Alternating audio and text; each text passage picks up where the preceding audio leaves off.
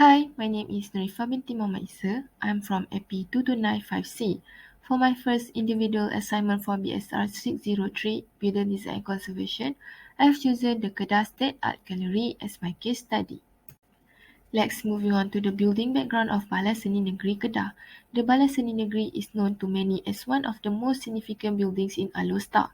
The Balai Seni Negeri possesses a rich historical background and suggests importance to the community. The Balai Seni Negeri, built in 1893 and was officialized as a high court in 1912, was one of the first modern buildings that stood place in Alor Star.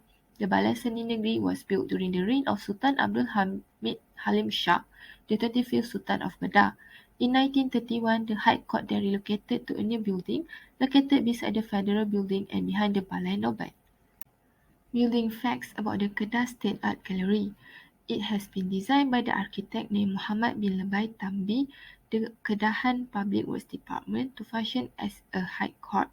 The design concept of the Balai Seni Negeri is to reflect justice and law by representing the order and balance that the law possesses.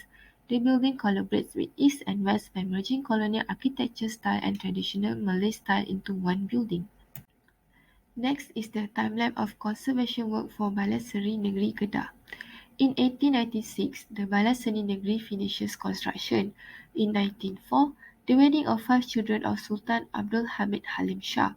In 1912, the building is officiated as a High Court. In 1931, High Court moves to a new building known today as Gallery Sultan Abdul Halim Muazzam Shah. In 1982, the building is used as office. In 1983, building officiated as Balai Seni Negeri Kedah. In 1999, restoration of Balai Seni Negeri to its original state. For the present days, it is closed for renovation. The first architecture style of Balai Seni Negeri is Colonial Architecture style. According to sources, the Balai Seni Negeri's design was influenced by the Roman architecture of the Temple of Fortune Rivals located in Rome. This can be identified by the similar characteristics both buildings possess, such as the direct usage of columns, pediments, frieze, and tetrastyle porticos. The colonial architecture style can be seen in Balai Seni Negeri Kedah from the pediment, column portico, cross gable roof, and from the columns that it has been used is the Corinthian column. The second architecture style is traditional Malay style. Traditional Malay architecture is a style that is recognized to be flexible in application. The traditional Malay style can be applied to any terrain as it is mainly affected by the climate of its context. Alor Star, a city with plains or fields surrounding it, has an entire new context for the style to be adapted in. The context of Alor Star can be recognized as fairly windy with significant rainfall most months, however annually with an occurrence of a short dry season. For the traditional Malay style, it can be seen by the ventilation of Balai Seni Negeri Kedah and also the Jawi calligraphy, and the last one is the wood carving. The precedent study that I have chosen for my case study is the Old Supreme Court, Singapore. The Old Supreme Court building is the former courthouse of the Supreme Court of Singapore before it moved out of the building and commenced operation in the new building on 20 June 2005.